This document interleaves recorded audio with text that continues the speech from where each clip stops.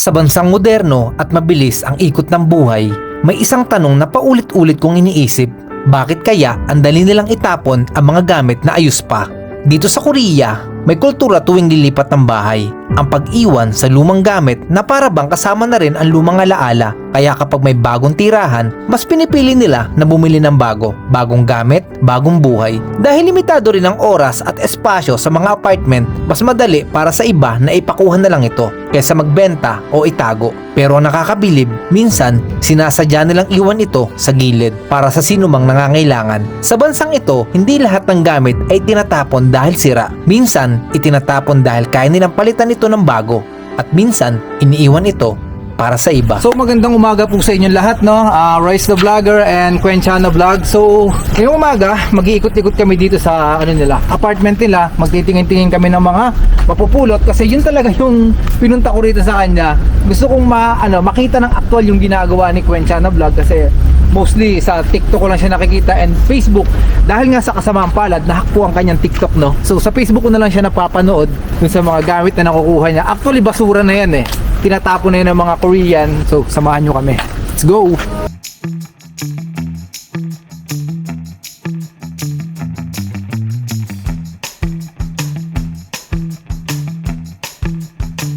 Ito, yung kunyari, mga ganyan, ito katulad nito, mga sapatos, mga pambahay, pwedeng kunin yan. Syempre, pwedeng kunin yan. Kahit kunin mo lahat yan. Huwag mo lang ikalat talaga pag may iniwan ka. Oo.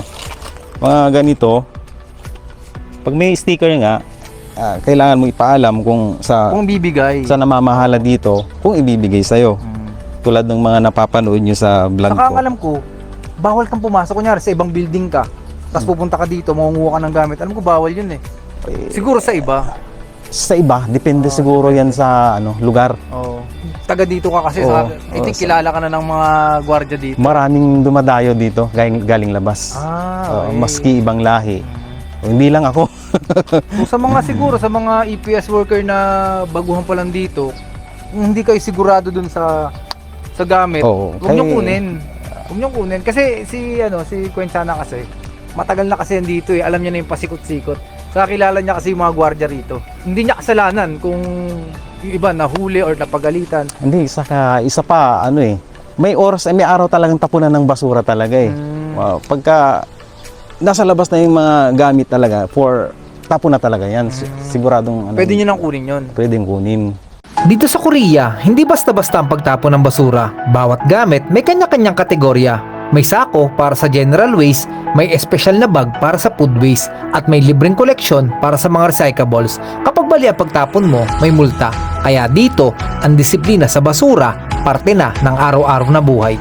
Hindi lang ito tungkol sa kalinisan, kung hindi, respeto sa kapaligiran at sa komunidad. Talagang nakasegregate dito yung mga basura. Oo, proper segregation dito kasi para madali siyang kolektahin. Kung karton lang, kung Oo. lata-lata Kung lang. hindi ka sumunod dito, may mga CCTV kasi dito na check nila. I-check nila kung sino Oo, nagtapon. Kung sino nagtapon. Saan ka nanguha ng mga gamit dito? Dito yung mga nilalapag-lapag lang dito. Oo, dito lang din. Bawal basta magtapon ng malaking gamit. Kailangan mo munang bumili ng sticker, isulat ang detalye at idikit sa gamit. Kapag walang sticker, hindi ito kukunin at pwede ka pang multahan. 50,000 won sa maling pagtapon ng maliit na basura, 200,000 won sa paggamit ng maling garbage bag, at kung walang sticker o hindi ito nai-report ng tama, pwede kang makasuhan ng mahigit kumulang 1 million won. Ano ba yung mga hindi pwedeng kunin? Di ba kasi yung iba may mga sticker na. Yung mga may sticker, pwede naman siyang kunin, yung nga lang, kailangan lang siyang ipaalam. Itong mga appliances, hindi nila talaga nilalagyan ng sticker yan. Bali, every Friday, Saturday, Sunday, doon nilalabas lahat ng mga basura. Then by Monday, saka siya pinipick up. Kasi may mga napapanood ako sa Facebook, di ba? Na ikaw daw ang sinisisi ng ibang nahuling mga Pilipino. Ano masasabi mo dun? Ayun nga, na medyo nabahala din ako doon kasi parang ako yun. Ikaw yung sinisisi.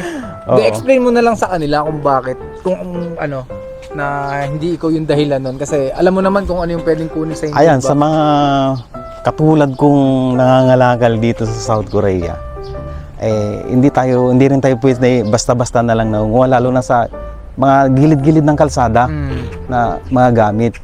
Kasi bayad na yun di ba? Oo. For pick up na yun. For pick up na. Karamihan sa mga nakapagtrabaho na dito sa Korea, iisa lang ang sinasabi. Maganda raw ang buhay dito kung ikukumpara sa Pilipinas.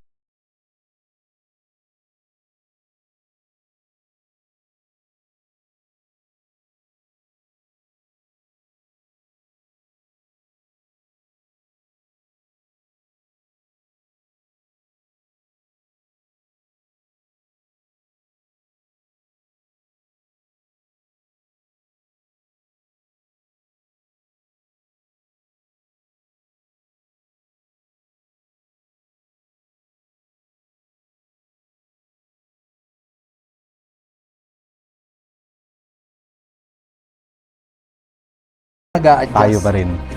Parang ang hirap, no? Minsan na rin ako namulot ng mga basura. Karamihan sa mga nakukuha ko ay puro appliances. Ang sarap sa pakiramdam na hindi ko na kailangan bumili. Pero bawal pa rin mamulot ng mga gamit sa labas lalo kung may disposal sticker. Puro talaga. Ito guys, rice cooker. Pwede kang magmulta o mawarningan lalo na kung madalas kang mahuli. Pero pwede naman kung walang sticker at may note na free kung pinayagan ka ng may-ari o gwardya. Pero hindi nakasya.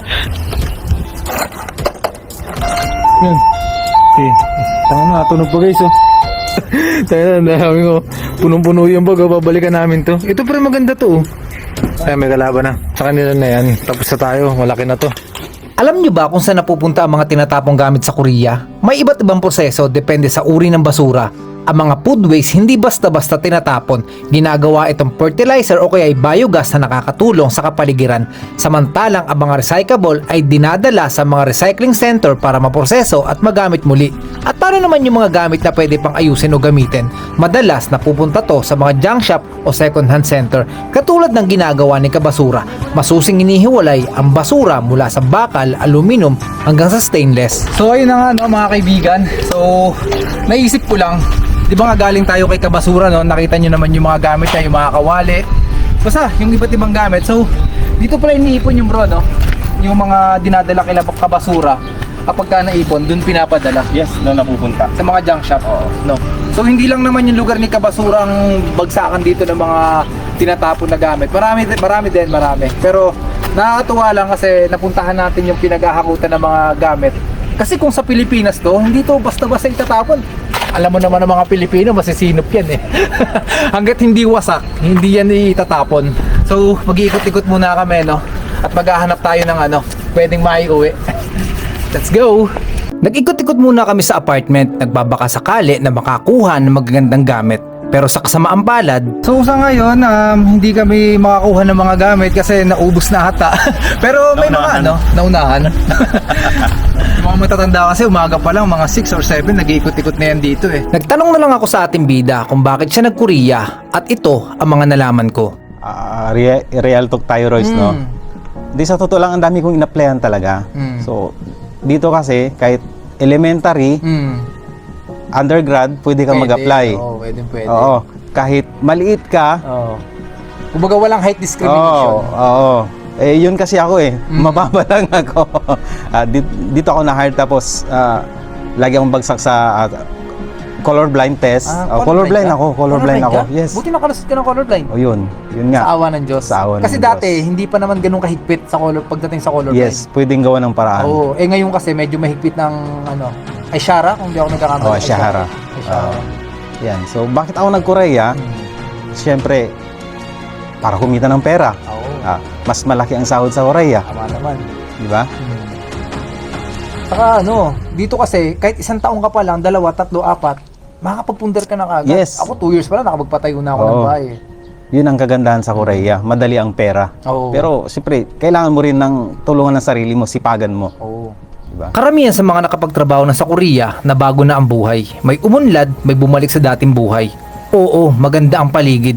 Maayos, tahimik, pero sa likod ng ganda may mga kwento ng pagod na hindi nakikita ng mata. Mga gabing walang tulog, mga araw na pasan mo ang bigat ng trabaho at mga sandaling kinakalaban mo ang lungkot. Mag-isa sa iisang bansang malayo sa tahanan. Pero sa bawat pagsubok, isang tanong ang bumabalik. Bakit ka nga ba nandito? At doon mo maririnig ang sagot, hindi ka lumipad ng libu-libong milya para lang sumuko. So, anong may papayo mo sa mga Pilipinong gusto makapag South Korea? Yun, sa mga aspirants na magkapag-Korea, huwag niyong sayangin yung opportunity. Pagdating nyo dito sa Korea, baga isipin nyo yung pinagdaanan ninyo sa pag-apply kasi napakahirap. Hindi biro. Hindi biro, abutin ka talaga ng taon, di ba?